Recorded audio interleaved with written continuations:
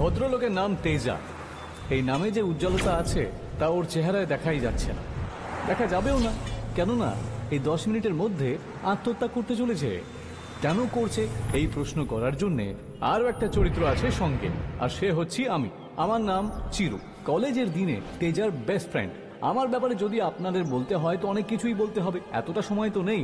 তাই এই সিনটা দেখুন, আপনার কাছে সব পরিষ্কার হয়ে যাবে। ওকে?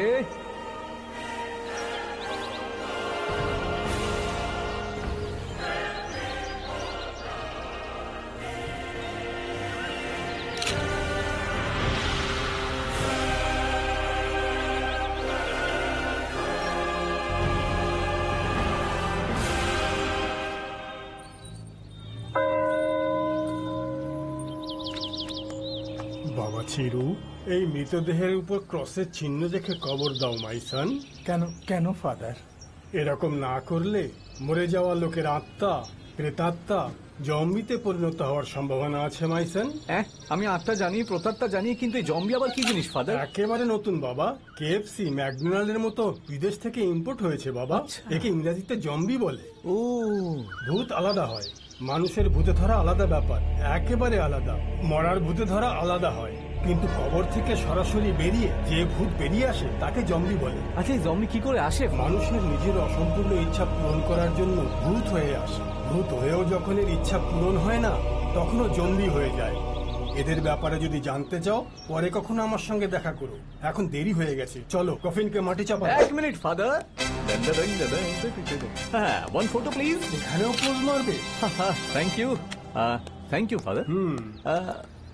সবার আগে যারা এখানে উপস্থিত আছেন সবাইকে আমি নমস্কার জানাচ্ছি। আর আজকের দিনে আমার খুবই আনন্দ হচ্ছে।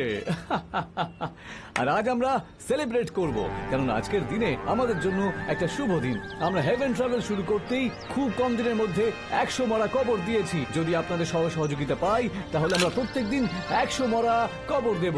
হ্যাঁ, আর তার থেকেও বেশি আমরা প্রত্যেকদিন লক্ষ মরা, তার থেকেও বেশি প্রচুর পরিমাণে সঙ্গ রোড থেকে সোজা স্বর্গে পাঠিয়ে দেবার চেষ্টাও করব। এটা আমার অঙ্গীকার আপনাদের কাছে। আপনাদের সবাইকে ধন্যবাদ। আপনারা সবাই হাততালি দিন। হ্যাঁ, সুইট সুইট সুইট নিন ফাদার, এই নিন সুইট নিন। হ্যাঁ বাবা, ওই ভগবান আমাকে সুগারের রোগী বানিয়েছে। তাহলে আপনাকে খেতে হবে। বাবা, এই বাক্স আমার বাড়িতে পৌঁছে দিও। রোগ ধরেছে কিন্তু লোভ যায়নি। হ্যাঁ, মিষ্টি নিন। এবার ব্যালেন্স পেমেন্ট। কিসের ব্যালেন্স পেমেন্ট? এই আমি ইলিয়ারাজার লাইভ মিউজিক চেয়েছিলাম। হ্যাঁ। টেপ রেকর্ডার বাজিয়ে দিয়েছো তুমি। কি দিয়েছি? আরে এতেও ইলিয়ারাজার মিউজিক চাই আপনার? আরে মিউজিক চাই না ইমোশন চাই, ঠিক করে বলুন তো। আমার চোখ ছাড়া এখানে যারা আছে কারো চোখে জল দেখতে পাচ্ছ তুমি? দূর বাবা, আপনার স্ত্রী মৃত্যুতে অন্যের চোখে জল আসাটা ভালো দেখায় কি বলুন তো? হ্যাঁ, এই যে পেমেন্ট। কোনো ডিসকাউন্ট দেবে না? আপনি বললে তখন নিশ্চয়ই। হ্যাঁ, তোল না, রিসিভ কর। Hello, welcome to heaven travels. কে মারা গেছে দাদা? কেউ মারা যায়নি। কেউ মনে নেই যখন ফোনটা কেন করেছেন ভাই? আরে ভাই সাহেব, আমি এখনো অ্যাডভান্স বুকিং করা শুরু করিনি। না দাদা, ঠাকুমা মারা যাবে। আচ্ছা, ওই অফারটা এখনো চলছে না, 1+1 এর অফার, যেটা আপনি চালু করেছিলেন। হ্যাঁ, ওই অফারটার বাজেট কত? 1+1 এর অফার? আরে সে তো গত মাসে শেষ হয়ে গেছে। হ্যাঁ, তাই নাকি? একটা কাজ করুন, আপনি সামনের মাসে ঠাকুমাকে নিয়ে আসুন। একটা নতুন প্ল্যানের ব্যাপারে ভাবছি। 2+1 only for you, only, you know, coffin free, খুব ভালো হবে। আরে এরকম করলে কি করে হবে? উনি আজকালের মধ্যেই মারা যাবেন। তাহলে আমি কি করে? আচ্ছা, এর জন্য একটা অফার আছে। মানে আপনার কাছে ওনার অনেক সম্পত্তি আছে তো? আগে অনেক আছে। আরে চিন্তা করবেন না, একটা হাসপাতাল আছে, সেখানে আপনার জানাশোনা তো থাকবে। ওখানে গেলেই আপনার প্ল্যান সাকসেস হয়ে যাবে। সুপার আইডিয়া দাদা, পরে কথা বলছি। Thank you.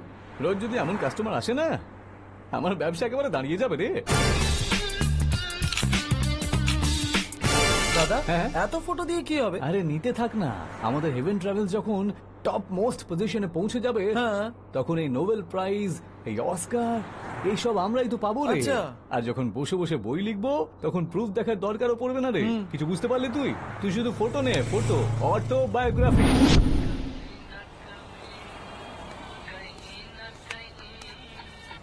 হ্যাঁ, এই নাও। স্যার, চেঞ্জ নিয়ে যান। আমার জীবন তো এমনিতেও চেঞ্জ হয়ে গেছে, এখন এটা নিয়ে কি করব? তুমি রেখে দাও। দাদা দাদা দাদা দাদা, এক সেকেন্ড দাঁড়ান না। এদিকে কি হয়েছে? আপনি টেনশনে আছেন নাকি? তাতে তোর কি? এটা সোনার চেন তাই না? হ্যাঁ সোনার, তাতে এই সোনার চেনটা আমায় দাও না। তুমি চেনটা দাও, টেনশন দূর হয়ে যাবে। এইভাবেও ভিক্ষা চায় নাকি? এই চেনের থেকেও ভালো জিনিস আমি তোমাকে দিতে পারি, এটা আমি গ্যারান্টি দিচ্ছি। আরে ভাই, যদি আজ না মরে বাড়ি চলে যাই না, তাহলে আমার বউ আমাকে এমনিতেও মেরে ফেলবে। হ্যাঁ। আমি মরার পর এই সব তোর। ডিল ওকে দাদা? তাহলে চল। চলো। আরে দাদা, ধাক্কা মারছিস কেন? আমি আমি আমি আমি করবো। তোর কি এসব ঠাট্টা মনে হচ্ছে? একটা চান্স দাও না দাদা। এই গাড়ির নিচেই চাপা পড়ে মরবো। একবার। এনে এনে জাগিয়ে মার। আরে বেটা, তুই মিস করলি। আরে পাগল, ধাক্কা দিলি কেন? হ্যাঁ, তুমি বাসের নিচে আসবে। মাতাল কোথাকার। এবার তুমি মরবে। আরে ছাড়, ছাড়, ছাড় বলছি। আরে ছাড়। আরে দূর দূর, সবাইকে আমার গাড়ির নিচে এসেই মরবে নাকি?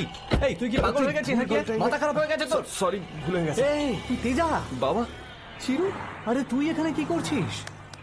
তুমি এখনো মরনি। দাঁড়া না ভাই, কথা বলছি তো। এই এটা আবার কে? ভুল সময়ে ধাক্কা মারার লোক। আরে হচ্ছেটা কি বলতো? কি আমার বলতো? চেন। এটা ধর। এই নে, না, গলায় পরিয়ে দাও। এই নে ভাই। Thank you. ঠিক আছে। Okay bye. আরে তুই ছাড় না, চ চ চ। কি হয়েছে দাদা? আরে আয় না, চিফ ফটোগ্রাফার। Okay bye.